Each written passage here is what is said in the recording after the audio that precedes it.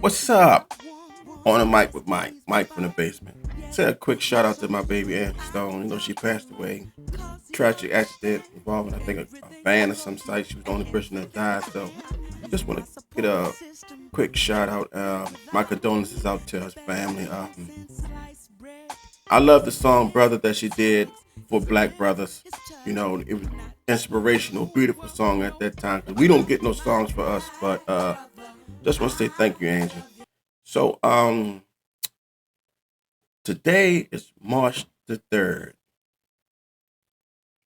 I'm gonna tell you what happened to me today. I'm gonna be honest and just tell you. So today was my first um colonoscopy.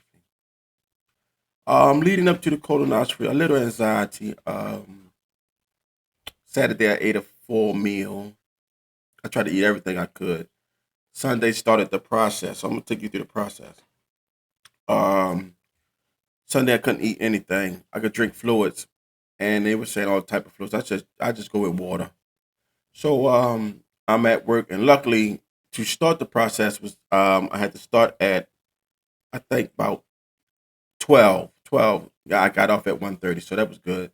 So it was four little pills. I don't know the name of them. I didn't do the bottle and stuff away. So it was four pills I had to take, and so at 12 o'clock I took two of the yellow pills, those tiny little pills. So I this was on a Sunday. So about 12:45, 1 o'clock, them bad boys started working. Stomach started bubbling. Um, Bathroom time. Number two. Um, and it's pushing everything about you. And it's constantly go to the bathroom, went back to work. 10 minutes later, gotta go to the bathroom again. Beautiful thing was, like I said, 12:45 it started. 1:30 I'll get off. So I was able to manage through. So when I got home, it started the 4 p.m. started the liquid part. Lord have mercy, that stuff is, it's not the best. It's not nasty, nasty like I thought it would be, like a charcoal, but it's nasty enough. White powder. Not nothing I would drink every day, but so you got to drink. It comes three pouches, one big pouch and two little pouches. So you got to start off with the big pouch. You pour it in, and you fill it up till it gets 16 ounces of water, and you just drink it. So the first initial drink was so nasty, I just said I'm gonna drink it. So just kept going, going, going, going, going, going till it was gone.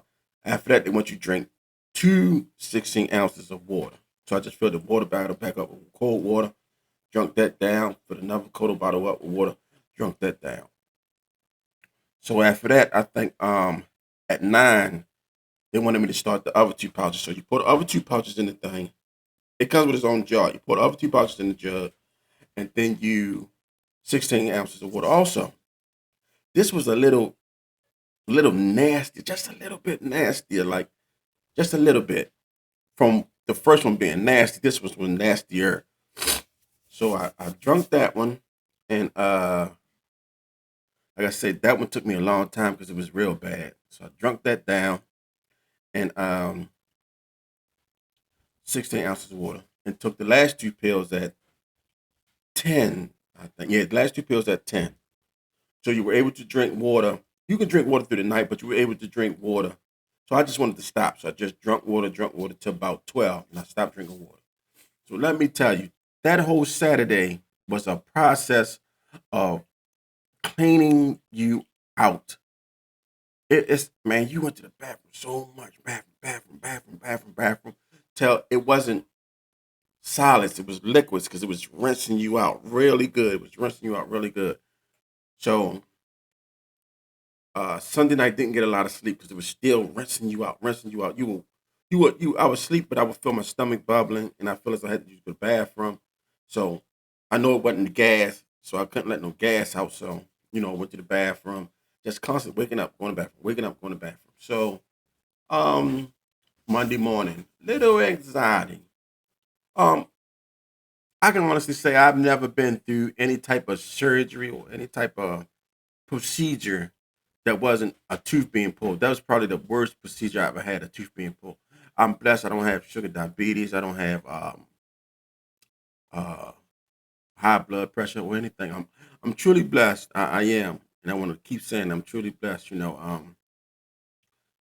So when I get to the hospital, my anxiety is working. And I can't catch it. I'm trying to be not tough, but I'm trying to keep telling myself everything will be all right. Listen, I appreciate doctors, I appreciate nurses, I appreciate nursing staff. I trust Jesus and I trust God. That's it. That's it. Human beings are human beings and they make mistakes. Human beings are human beings and they make mistakes. I've known people, not personally, but people through other people that say their relatives went into the hospital for a little procedure and didn't come out. So of course that's going through my head. Anything can happen. Anything can happen. And you have to be put to sleep anesthesia for this process to happen. So that means someone has um not power, but someone has the ability to put me to sleep, which though I won't wake up. And I'm not saying that to be a bad thing. I'm just saying that to be honest. This person can you never know what he's going through, what his background is, he or she, what anything, anything. Let's just say anything can. Let's not say anything bad about them. Let's just say anything can happen. The machine can drop. I don't know how it goes, but the machine can drop just 1 milliliter too much of anesthesia, or one too much less. It's a possibility of anything at all times.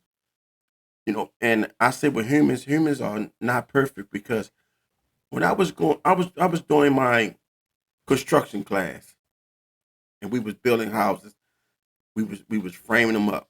And the guy told me, my instructor, he said, I want to tell everybody in class one thing. No house is perfectly level. No house is perfectly squared. He said it's not. Not nowhere. Nowhere is a house perfectly leveled on the ground and the foundation is perfect. So by him telling me that, and he's a teacher of carpentry classes, I know that no procedure in the medical hospital is perfect. They'll just tell you that the procedure went well. They didn't tell you the procedure was perfect because nothing is perfect besides Jesus, besides God. So let me get to the point. So I'm in there and I'm just going through it. I go to the chapel and I pray. My wife went with me. I go to the chapel and I pray. And she can really see that I'm going through it. Because, like I said, I never had a procedure before, so I don't know what to look for, what to expect, anything. Of course, everyone's telling me you be sleep, you don't know you sleep, and then you be out. Listen, you can tell me all the things you want to, but I'm going through it. So, how you deal with something is how you deal with it. How I deal with it is something totally different. So, uh, going through it, so I'm trying to do everything I can to, how do I say this? Get my mind off of it. The fear part of it. Man fears what he doesn't know. So when I finally go do the registration, I go to the back and they call me to the back and they tell you, okay, they take me in there and they say Mr. Randolph, it's time for you to come in the back. I apologize. I'm dealing with the mic. It's a few little bit of noise upstairs. So I apologize. So I go to the back. They tell me strip butt naked and put a gown on. Anxiety's pumping. Like I told you, never been too fake. That's it. That's the most serious thing I've ever been through. So after that, they put my stuff in the locker, come get me, put me on the bed, um, put all the probes on me, take my blood pressure, my temperature, look the back of my throat. All just typical things they had to go through. Several doctors came out, started talking to me, um, asked me was I all right. So I told them no. I said, man, my life is in your hands. I love myself, so my life is in your hands. They said standard procedure. I said it's a standard procedure for you. If I never been through it, then it's not standard procedure for me. So I'm gonna be man enough to tell y'all, man, I was back there crying like a little girl. tears just rolling. I'm on the bed and they got me hunched up, and tears are just flowing down my eyes because I don't know the other side of it. I don't trust anything, not no man. Man is imperfect. So many people went into the hospital for minor things and didn't come out at all. So that's what my mind, and I'm trying to ease my mind, but my anxiety taking over my mind. And that's the people talking to me. The nurses like, "Oh, you be all right. You ain't gotta cry. You want us to go get your wife?" I said, "No, I just want to go in the back and deal with it." I don't think I wanted her to see me that worried and that in that predicament, because I don't want to be like this the last time I'm gonna see her as in a hospital bed. All them things go through your mind. Well, going through my mind, I don't know what goes through your mind. So, anyway, one lady that when I came in and I seen her talking to the doctor, and they pulled her bed as I'm looking at her. They pulled her bed for her to go back. So I'm sitting there, and they're talking to me, and they did an excellent job of calming me down. But they understood, and they said, "Mike, Mr. Randolph, you just acting like you're not stressed, but you're just emotional about it. You're a little nervous." And the doctors and the nurses was excellent, trying to calm me down. But still, I told them, this is just how I'm reacting to it. So the IV in my arm. So they did the paperwork, and they said, it's time for us to take you in the back. So I said, okay, we can go in the back now. So we go in the back, and they spin me around, and the doctors, they put a nose thing on my nose, the oxygen thing, and another thing for me to breathe. But they told me the anesthesia would probably come through the IV in my arm. So they told me they asked me, do I have a drink before? I said, yeah, I used to drink, but not that much. I should take a sip. It takes me 6 months just to drink a short. I'm not a drinker. I'm not a smoker. You know. So they put the thing in my hand, the IV in my hand, and they said, you're gonna feel a sting like you drinking a shot of alcohol, and it burns. So I said, okay. So all of a sudden, they told me to lay on my left side. So all of a sudden, I could feel a burning in my hand. But I could hear them, I could see them talking, and they putting their suits and stuff on, and I could hear them talking.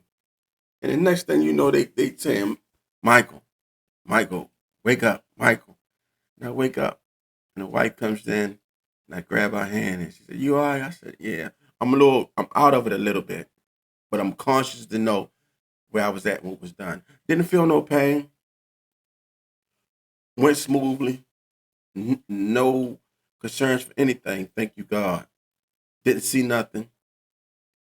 That part of the procedure I wasn't too worried with, because as a doctor they have to do what they have to do. I didn't feel unmanly having that done because I'm a man, period, and I'm man enough to do the preliminary thing. So just to catch it, that's what I'm man enough to do. Because a lot of men don't want to do it because they feel as though they're losing their manhood by someone performing that on them. And I understand that. And I was apprehensive with that at the beginning. But if this was going to prolong my life where I can see my sons enjoy life, and I get older with life and enjoy life, because the older you get, the more you enjoy it. The little things are just beautiful. And if this was to have me here a little longer, then damn right I'm going to get it done. So that was a beautiful thing. So when I woke up, the nurse was just so beautiful and just so helpful. She said, "See, I told you everything was going to be all right." But they understood where the anxiety was coming from, because I told them in my first surgery, and I'm not going to say it's surgery, my first procedure. And I told them I never been hooked up to all the monitors. Never, if I go to the hospital so one last time I went to the hospital was in December. I had shortness of breath, and that because I was moving into a new house, and it was just me and my son, so we didn't have a lot of help. So we was moving in the rain, and I didn't have a car because my car caught on fire, so I was all in the rain. So that was the only thing. Um, but the procedure went well. I would encourage men, especially black men, to get it. You're no less of a man. You're more of a man because you want to take care of yourself, and you want to be here for yourself. You want to be here for your family. So you're more of a man just going through it. And just get the procedure done. It's just get the procedure done. Take care of yourself, especially as black men. Take care of ourselves. Once again, Mike from the basement. You're on the mic with Mike. I hope this was educational as it was for me today. Anything I can share that's educational, positive, I'm going to share. I'm not with the nonsense part. Mike from the basement. You're on the mic with Mike.